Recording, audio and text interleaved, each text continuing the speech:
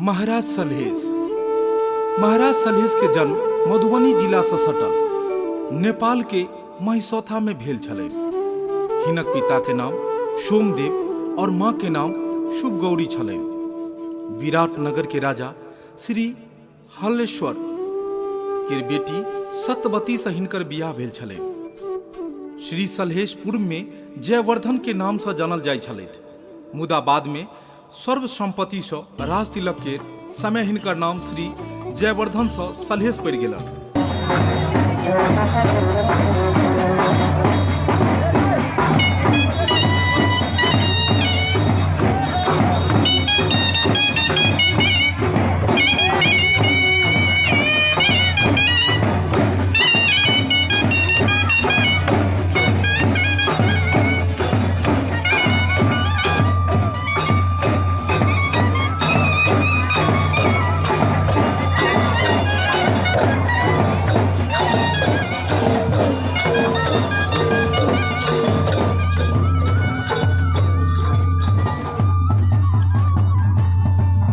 राजा सलहेश के पूजा के परंपरा बहुते प्राचीन अछि। ओही समय मिथिला के मूलवासी में से हो शूद्र राजा भेल करैत छलैथ और अपन अलौकिक रीत आ पौरुष के कारण दिव्य व्यक्तिगत के प्राप्त क पूजनीय भ जाय छलैथ। राजा सलहेश ओही कोटि के मिथिलावासी छलैथ जे अपन पराक्रम, शौर्य और वशिष्ठ व्यक्तित्व के कारण तत्कालीन मिथिला के राजा बनलैथ आ अपन कार्यकाल में अनेको कल्याण कार्य केलनि।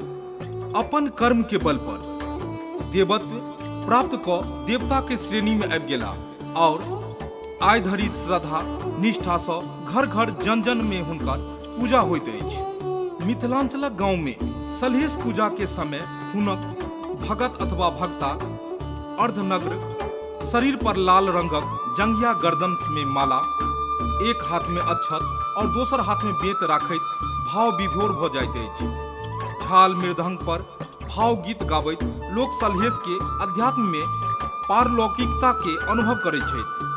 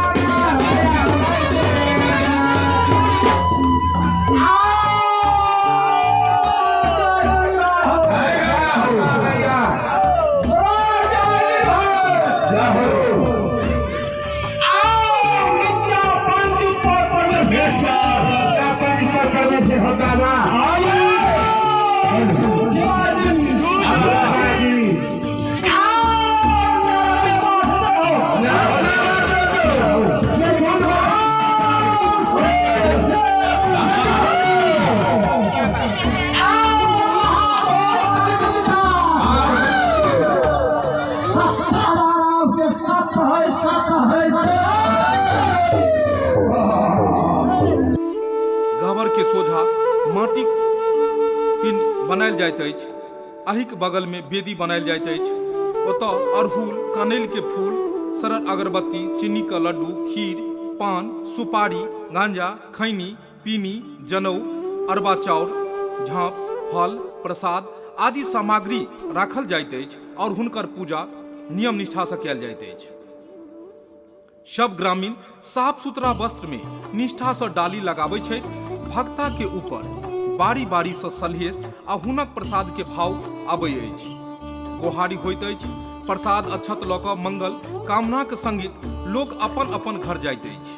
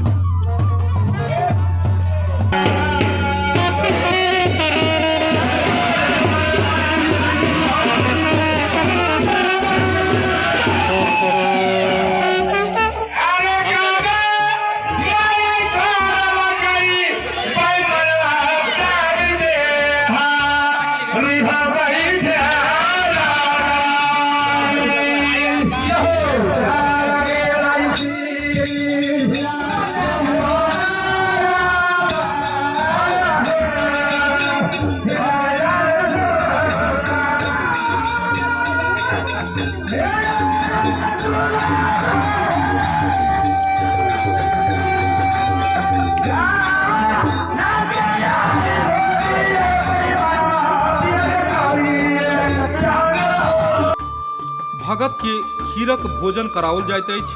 पूजा आरंभ करबाक सँ पहिले भगत सब लोक देवता के आवाहन भगत गाबि कऽ पूजा के ढार कऽ करैत छथि। व्यक्तिगत पूजा के संग संग साल में एक बेर सामूहिक पूजा सेहो उत्सव रूप में कयल जाइत अछि।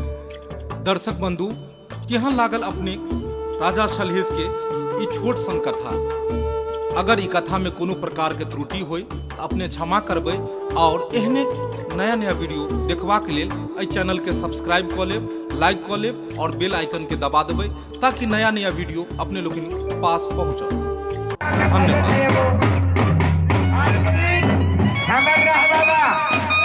धन्यवाद।